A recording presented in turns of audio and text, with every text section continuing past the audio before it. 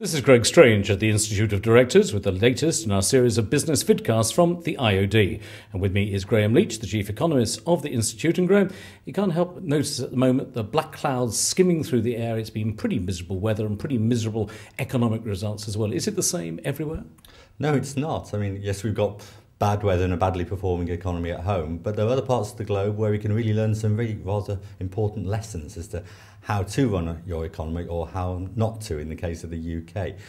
The first one is very, very simple. That is, try and punch above your weight. Look at the UAE, look at Dubai at the moment. Dubai's got 1.4 million people, and yet it's known on a global scale. Its brand reputation is awesome. It's high quality, high value added activity. And so you can do this. It was only a few decades ago where there was just a bit of oil and sand around. Now there's a lot more. And it's an economy as well which really exceeds expectations. They met their 2010 strategic plan targets in 2005. You won't find many Western politicians or British politicians meeting and exceeding their economic plans 5 years early. We don't even see them meeting them 5 years late. So there's really some strong lessons we can learn there. And to think big as well, to be ambitious. There are hundreds of billions of dollars set for projects over the coming years in a small economy like the Dubai economy. Hundreds of billions of pounds expenditure. That's something we can learn from it as well. Think big, think best. How can the UK be world class? Dubai has a world-class airport already and it's building another one, and yet we're still arguing about whether we should have a third runway at Heathrow.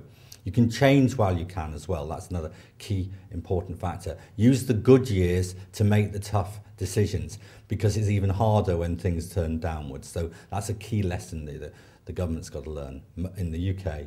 And most importantly of all, get the basics right. Get free movement of goods and capital, get low taxation or zero taxation in some areas, and then you really will see the economy thrive. And what we're also seeing in Dubai is something very, very important. They're managing to shrink the state as a proportion of GDP, but they're doing it cleverly as well. They're increasing expenditure on transport infrastructure. They're doing the things they need to boost long-term growth, but they're shrinking the state at the same time. We seem to be doing the opposite. Of course, it's not the same because they've got millions and billions of barrels of oil to be able to pump up and to bolster their economy. We don't have that. And we've got many more people who require services in this country. But is it what you're saying that we've almost lost our confidence? We've lost our bottle in Britain? Yes, you're right. But I'd also actually contest your statement about the emphasis on hydrocarbons, on oil. If you look at the UAE, in the last 5 or 6 years, the oil share has gone down from a third of output to 25%. If you look at non-hydrocarbon output, it's been growing at double-digit rates. And the Dubai UAE economy, it's basically doubling in size every 7 years or so, which is an awesome achievement. We take 25 or 30 years to do the same thing.